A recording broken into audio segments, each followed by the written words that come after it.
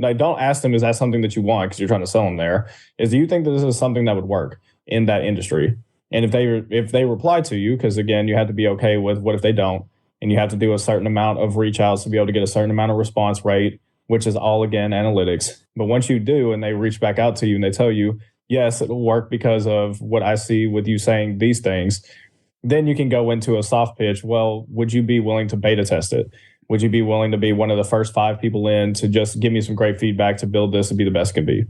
Or if they respond and say, no, it won't work because of X, Y, and Z, then you know that the product that you were going to launch may not work in the marketplace, and then you can restructure before you even have to build it.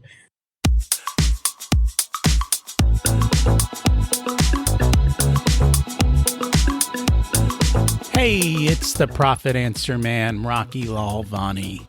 If you're new to the podcast, check out my interview with Mike Michalowicz. It's episode number 2. If you want to hear about each chapter in the Profit First book, go back and listen to episodes 3 through 13. Episode 1 is the why and how. On the Profit Answer Man, we learn money mastery without all the complicated accounting mumbo-jumbo, using a simple system. Your accountant is busy documenting your transactions and creating a rearview mirror of what happened. My guess is you don't even look at the reports they sent you. If you're like most business owners, you struggle with this, and it's not your fault. We aren't taught money in school, and accountants aren't taught how to be profitable. The Profit First system created by Mike Michalowicz works, and he certified me to help you implement the system in your business. Remember, the new equation is sales minus profit equals expenses. Let's face it, without cash flow, you can't pay your employees, buy needed materials, or pay your mortgage and support your family. I help you to do that and more, so you can focus on the parts of the business you love and receive the rewards for your labor and investment into your business. The stronger you are as a business owner, the more jobs you create, the better we are as a country. Small business owners are the backbone of America, and for that, you deserve to be well rewarded. Just remember, more revenue does not equal more profit. That's why we focus on the bottom line. Every month in 2023, we're going to do a live Q&A call for you listeners to get all of your Profit First questions answered, along with anything you might have heard on the podcast or you want to discuss about your business. They will be on the second Thursday of every month at 1 p.m. Eastern. There is a link in the show notes to register on Eventbrite. Come chat with me live. I hate wasting money, and one of the biggest money sucks we see is inefficient marketing. Throwing dollars out hoping that someone will buy from you without putting in the time and effort to understand who your clients are and why they're buying from you. Knowing the right message will get them to take action and call you. Do you know the answers to these questions? It doesn't matter what kind of business you're in. The principles are the same. The tactics can vary dramatically. In 2020, Steve Pemberton left the corporate world to pursue his calling. Steve and his wife built 2 7-figure e-commerce businesses, which led them to coaching others in business. Today, they use the skills learned in both of those businesses to run a done-for-you virtual events company called HoloCo. Whether it's a coach, thought leader, author, PR agency, etc., virtual events have helped business owners exponentially increase their reach and generate more impact. Let's meet Steve and see what we can learn from him. Welcome to the Profit Answer Man, Steven Pemberton. It's great to have you join us today. Thank you so much for having me, Rocky. I'm excited to be here. And we are excited to learn from you too. Can you share a little bit about yourself and your business? So my name is Steven Pemberton. I own the company called HoloCo, and we are a virtual event services. And basically what that looks like is we build out the infrastructure for coaches, authors, and consultants to be able to put on their events. Anything from webinars to full-blown virtual summits with as many speakers as up to 30 plus. So we do that and everything in between. And it's been a great ride so far, and we're just excited to see where it goes. Did COVID help your business take off? So actually, funny enough, is we started this company after COVID. In the middle of COVID, we were actually doing e-commerce. So with e-commerce, we were selling on Amazon, Shopify, Instagram, Facebook. And yes, COVID absolutely helped that business skyrocket.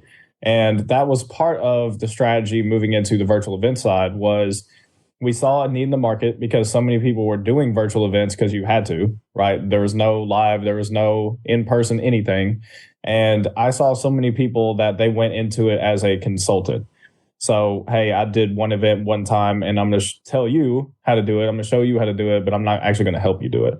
And that's actually where our first clients came from in 2021, were people that got burned in 2020 because they had one lady, she paid somebody $10,000 to help her run an event, and she was no further along than she was actually $10,000 behind because she did not get the help that she needed. So that was our first client, and we built out the entire infrastructure for her to be able to put on the event. That happens a lot, unfortunately, in the business world. We pay for services and we don't get what we paid for, unfortunately. Yes, that is very unfortunate. I know that for us, we've spent probably $50,000 or more on coachings and consultants of our own and conferences, and not all of that 50,000 has gone anywhere. And of course, part of that is because of me, because of us. Maybe we didn't take the appropriate action. And some of those is also they just weren't really good products. But the great thing is we got to learn and we got to develop either way. And that's part of it, right? You're always learning. You can learn what doesn't work very quickly. And then you don't have to do it anymore. You go focus in a different way. I will say for my clients, marketing seems to be almost this black hole for many of them. Yes. You know they have to do it. But if you ask them and we try to figure out what was the return on that investment, they don't have the data to even create the calculations to learn what it is. Some of them have systems set up to capture data, but they don't actually pull data. And for us, we look at all businesses as a math equation. The more data we have, the better we can figure out your math. The more we know where the problem is in the entire business cycle, from the lead gen all the way through to product delivery, the better we can help people.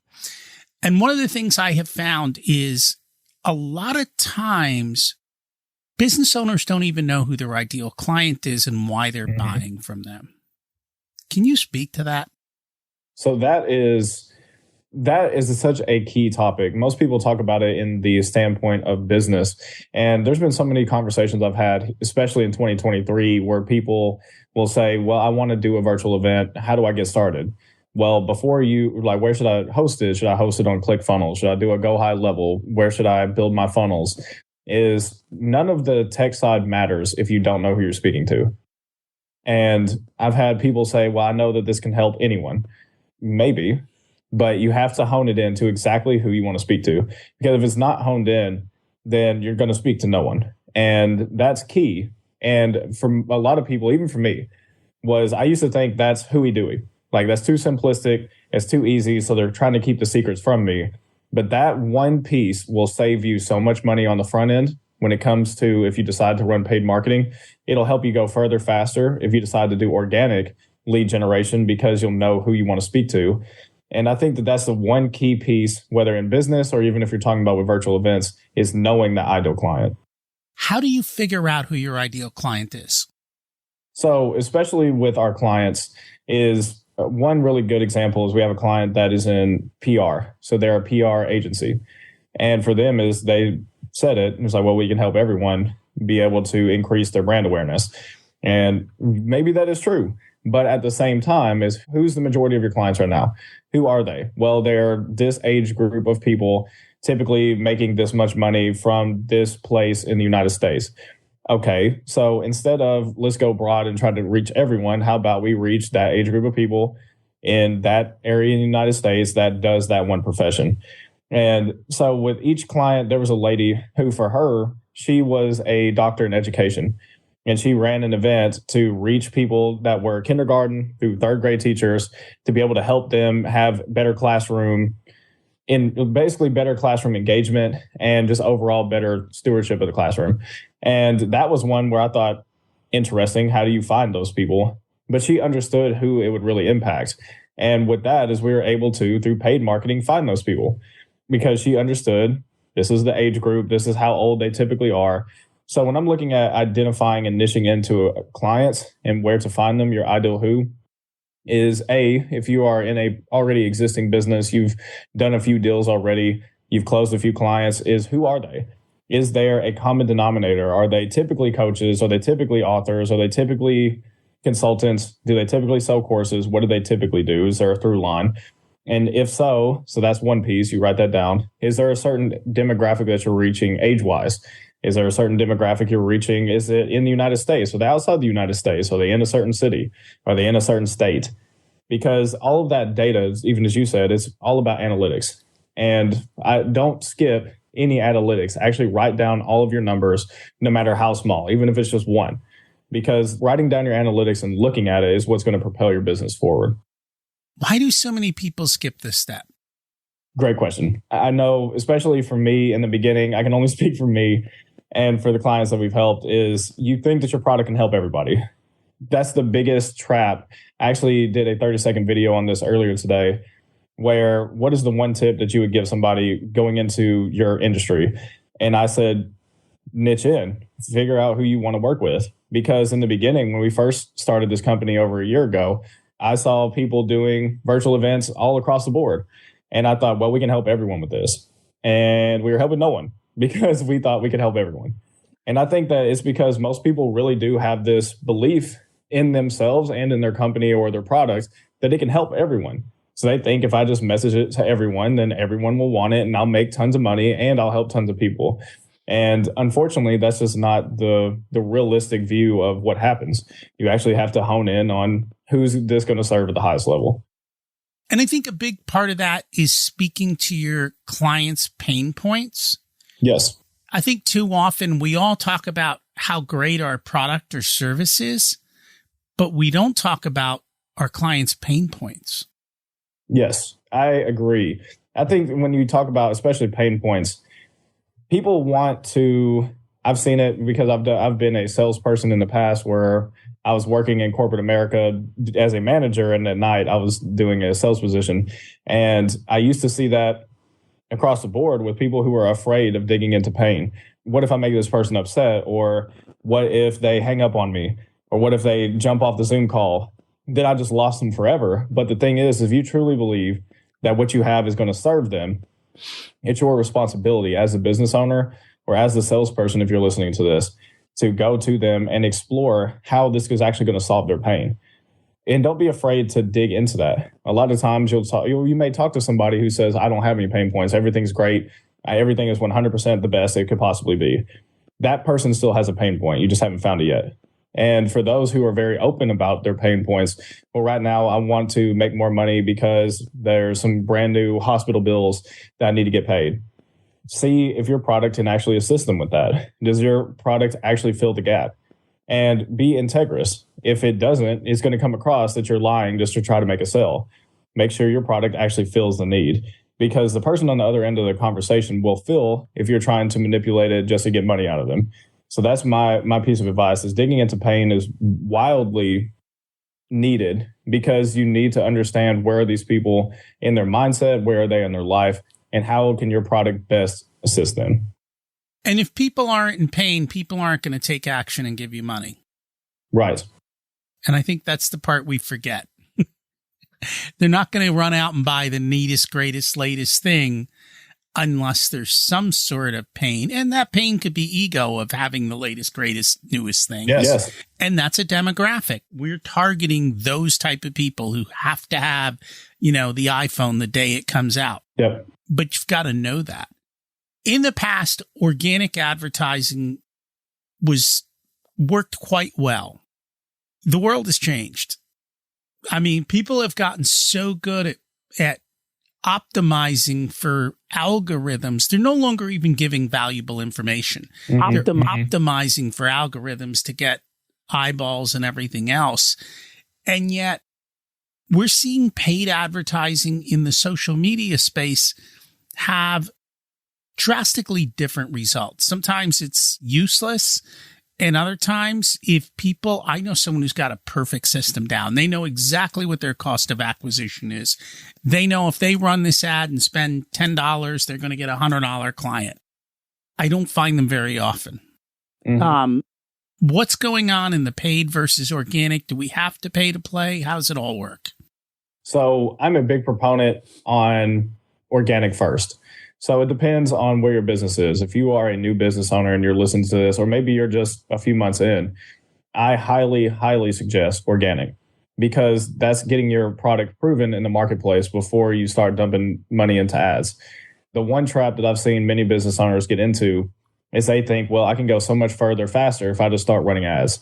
Well, do you have the experience for it? If the answer is no, then you have to pay to play. As you said, you have to spend a certain amount of money to be able to even understand how the thing works. So do you have the budget and do you have, as my father liked to say, do you have the gall to stand there in the middle of it not working? Are you okay with it, with the uncertainty of, is this going to work, is it not? Because you have to be willing to go through that time to understand what you're looking at. And so for most business owners, when they're newer, they don't, and that's perfectly fine. But go reach out to people that you believe, because we already went through this one exercise of figuring out who your ideal client is. Go reach out to some of them and just talk to them. Have a real conversation. And it's not a real conversation of, hey, I'm trying to sell you this thing. It's a real conversation of, hey, I see that you're a coach, that you're a life coach. And I'm actually thinking about building out something that is going to help life coaches, and it does X, Y, and Z. Is that something that you think would actually work? Like, don't ask them, is that something that you want, because you're trying to sell them there. Do you think that this is something that would work in that industry? And if they reply to you, because again, you have to be okay with what if they don't, and you have to do a certain amount of reach outs to be able to get a certain amount of response rate, which is all, again, analytics. But once you do, and they reach back out to you and they tell you, yes, it'll work because of what I see with you saying these things, then you can go into a soft pitch. Well, would you be willing to beta test it? Would you be willing to be one of the first 5 people in to just give me some great feedback to build this to be the best it can be? Or if they respond and say, no, it won't work because of X, Y, and Z, then you know that the product that you were going to launch may not work in the marketplace, and then you can restructure before you even have to build it. And I think that that's really important before you start running paid advertising, is to have a few clients first. Because once you start running paid advertising, people are going to be looking for things like testimonials and what, even as you said, what's cost of acquisition, depending on what your product does.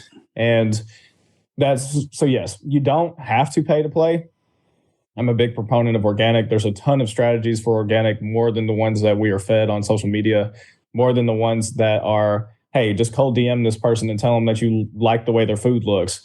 I really hate that strategy, because when people do that to me, I had 2 people at the same exact time reach out to me and say, hey, I see that you follow this one guy.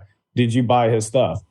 And I said, no, I didn't even realize I was following that guy. And they said, well, you should go follow this guy, because this guy does the same thing for cheaper, but I'm not a salesman. And I responded to them and I said, that's odd.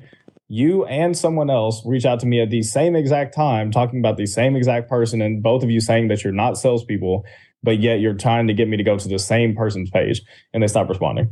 So that is very salesy. You're not going to get high conversion off of that. So my suggestion is to be a real person. I think that that's what 2023 looks like from an organic side, is being a real person, interacting with them at a real human level instead of at a sales transactional level.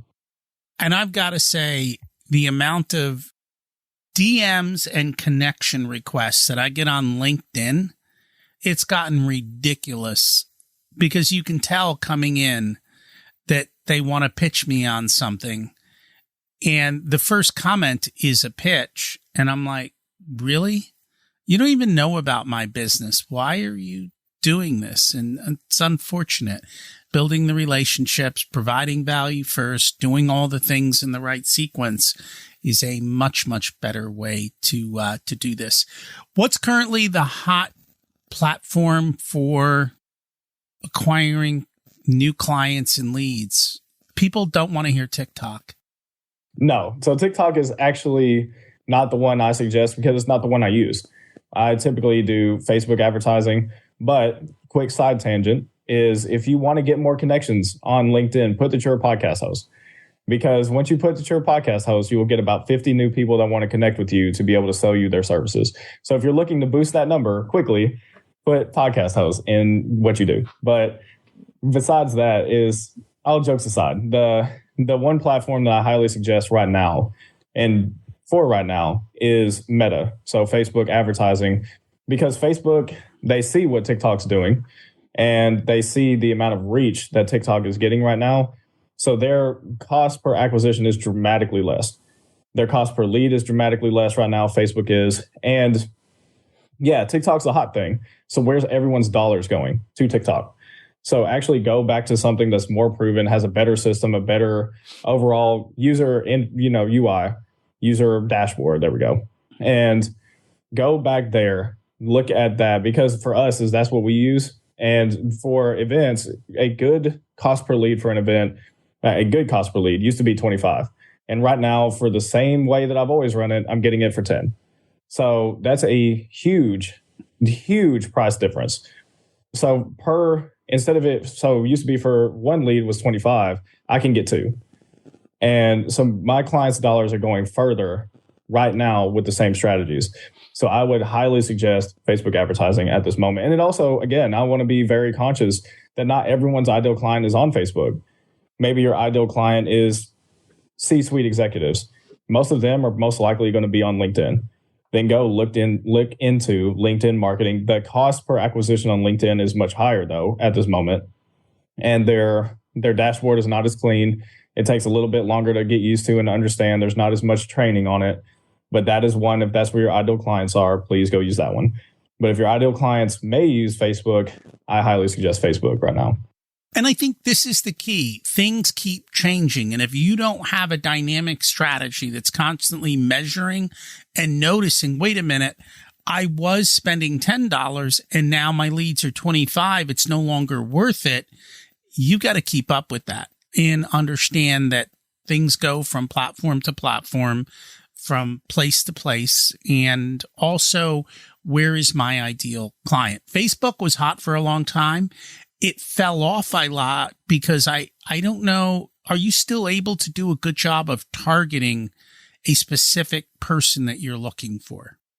So that is a great question. I actually had the opportunity to speak to someone who was on Facebook's team. They recently just left. They were higher up and they were over the marketing side and the algorithm.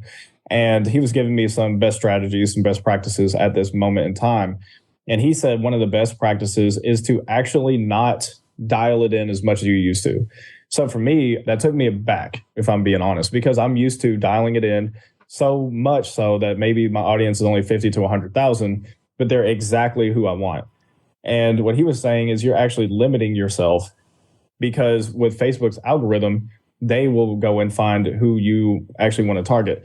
Because even though they've worked on their privacy settings, because that's been a huge thing going on the past couple of years, their algorithm is still much better at figuring out, hey, that person who you used to be able to target, they're actually in these groups. So we're going to run the ads in those groups.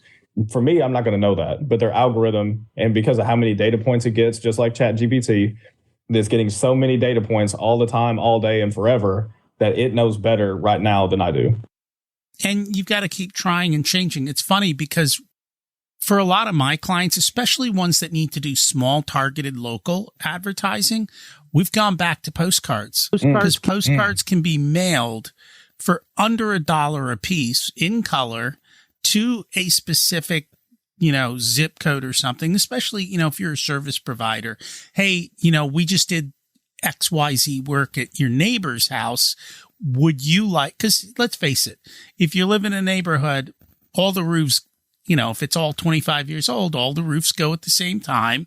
Certain types of things occur in certain ages. And if the neighborhoods are relatively the same, or they have a certain amount of wealth and everybody's putting in, backyard swimming pools or whatever it is, you can start demographically doing that. And for very little money, you actually have something that shows up that they have to touch. Maybe they look at it, maybe they don't. I know for me, if I see a postcard that I like, I stick it on the fridge for when I need it. And so it lives on forever, whereas my Facebook stuff is gone in 38 seconds, not even 3 seconds, right? Scroll, buy, never seen again. It's a low-cost acquisition method today. Yes. I actually love that you brought up roofing because we have a close friend here where we live in Tulsa that he's been doing roofing for the last 13 years. And I said, wow, you have a very successful business. He has a beautiful house. They got multiple cars. They homeschool their kids. And I asked him, I said, what's your main way of getting clients? Because I thought for sure he was going to tell me paid marketing. This is how we do it. We do billboards. He said, we knock on doors. And I went, you knock on doors? He said, yeah, we knock on doors. And we've done it for 13 years. And it works really well. And he said, because so many people miss that human to human interaction. And especially coming out of COVID, knocking on doors, he said, like you said, you can go into a neighborhood. The roofs are all older. You did work for one person in that neighborhood. You go knock, hey, Betty down the street, we did her roof. She told me that your roof was going out too. I wanted to connect with you. Is that something that you're looking for right now? I don't know their script, but that's just my script I came up with in 30 seconds. And it's going to make more sense, right? For them, it's going to make more sense. And their dollars go so much further because you're really not having to spend anything. You're just showing up and knocking on doors. For them, they've built out a commission-based team that you only get paid when you sell a roof. And that works really well for them. So this is where I think that don't get caught up, if you're listening to this, in the shiny object of doing paid marketing. You can do so many things organically.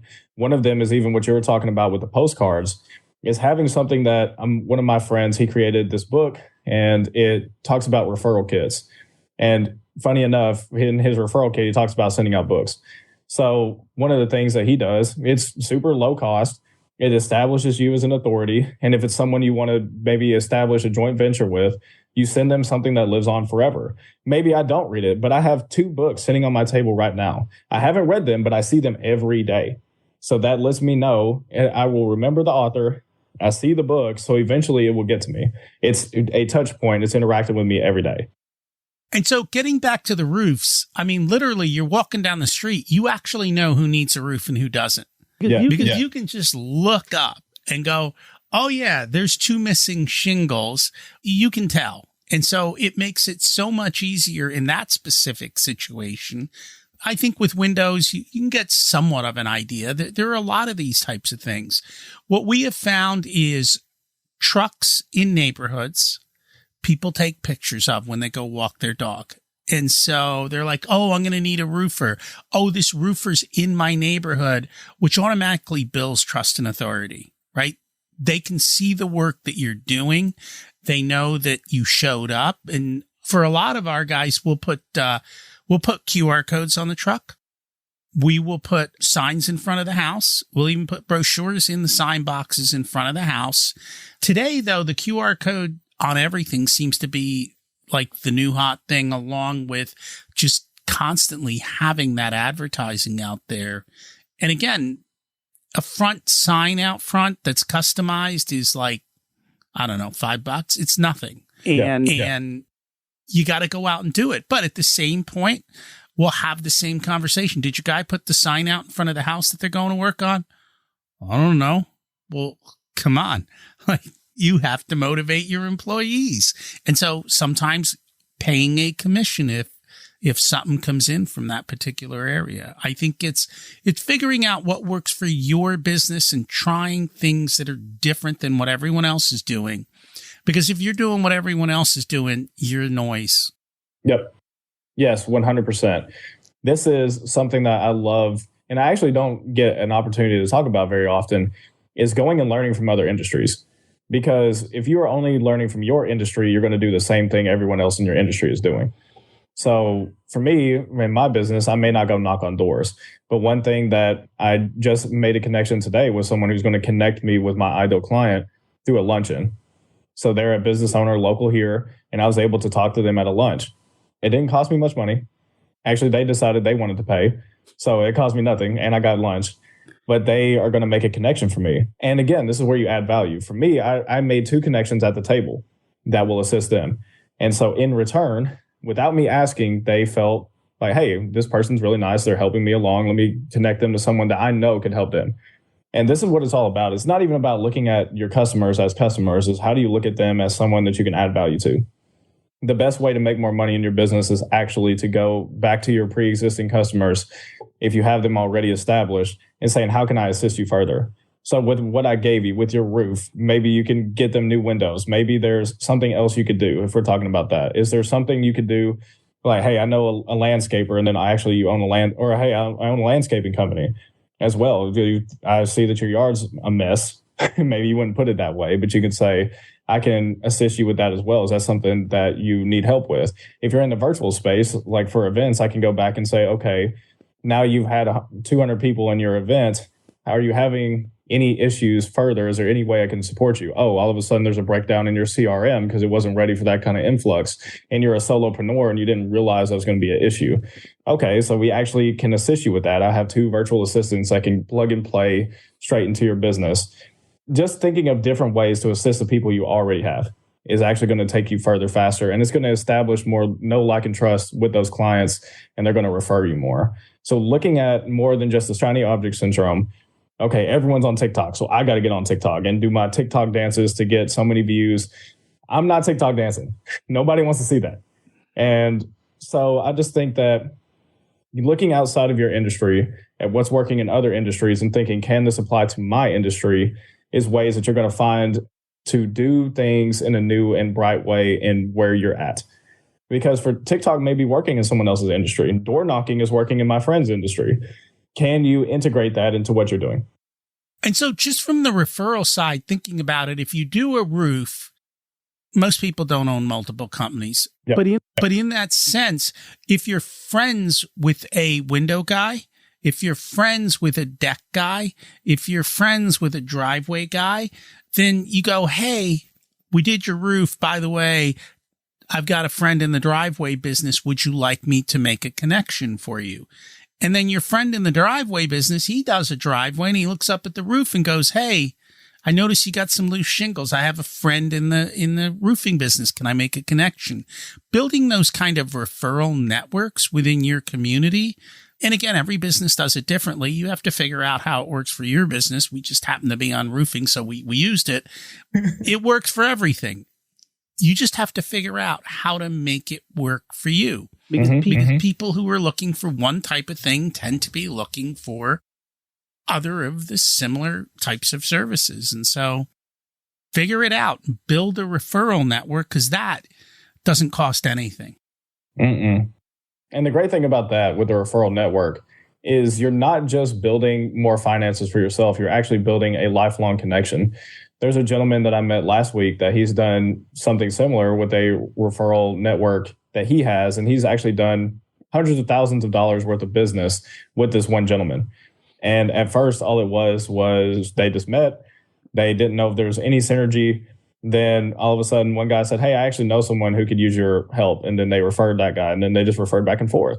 And you're building these lifelong connections of people who are going to know, like, and trust you and send people your way. And I think that that's so valuable, and it's undervalued by most people because they just want to acquire customers. But if you go look at who can you establish, and you can do things under contract like joint ventures. Hey, if you send 10 people my way or if you send people my way and they sign up, I'll send you a certain amount of the sale price. You can do things that way. And then they can do that on the reverse, where if you send people to me, or if I send people to you and they sign up, you can do it so many different ways, but that's all organic. And that's going back to even what I said earlier, is how do you establish organic channels first before you jump into paid? Because if you can have that referral network, you may never have to use paid.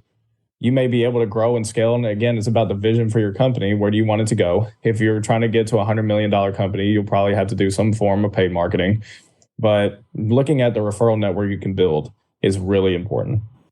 And I think that is something that we all need to take to heart. Too often we want to throw money at problems instead of taking the time to do what we need to, and building out ways to do this without spending a ton of time or money in looking at both of those. And that just requires you working on your business instead of in your business, and taking a moment to think it through and breathe.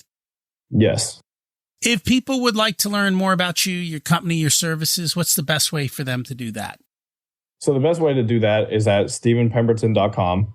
That is where you'll learn more about me. You can learn more about our company all in one place.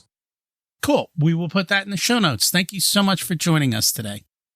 What industry can you learn from that will provide you a marketing solution that's vastly different than anything your competition is doing? That's what Henry Ford did. He didn't invent the assembly line concept. He stole it from the meat industry and how they process beef. You have to be different to stand out, and different doesn't cost money. Once you know your marketing works, then you can throw money at it, but not before, and make sure to measure it. And as always, you don't need more resources. You need to be more resourceful. Remember to focus on the bottom line. If you'd like for us to be a part of your profitability journey, we have different programs available ranging from do-it-yourself to one-on-one coaching. Our course, The Profit Blueprint, teaches you everything you need to know to transform your profitability. There are 3 different tiers ranging from DIY to done with you so that businesses of all sizes can get the support that's best. Join the waitlist in the show notes to get more information and be a part of the next cohort. If you want a done-for-you service, you can hire us as your Chief Profitability Officers. We only work with a handful of clients, so they all get our full attention. We work with business owners who have or are growing to $500,000 to $10 million in revenue. You can use the scheduling link in the show notes to get on our calendar for a good fit conversation to see if we're the right people to support you and how we can help you. This episode of the Profit Answer Man podcast is brought to you by SMBpodcastnetwork.com. The network is a collection of podcasts and shows from around the internet which focus on bringing you interviews with amazing guests who share actionable advice, ideas, and information for small and medium-sized business owners and entrepreneurs. Visit www.smbpodcastnetwork.com to find more great shows and easily subscribe to be notified of new episodes. It's a great way to discover quality content. If you've discovered us via the network, then I hope you enjoy today's show and will consider subscribing directly so you never miss our episodes. Remember to check out my other podcast, Richer Soul, where we talk about how to live the ultimate life and be the best business owner you can be. As we close out, let's repeat the mantra. Revenue is vanity, profit is sanity, and cash is king. Have an abundant and profitable week.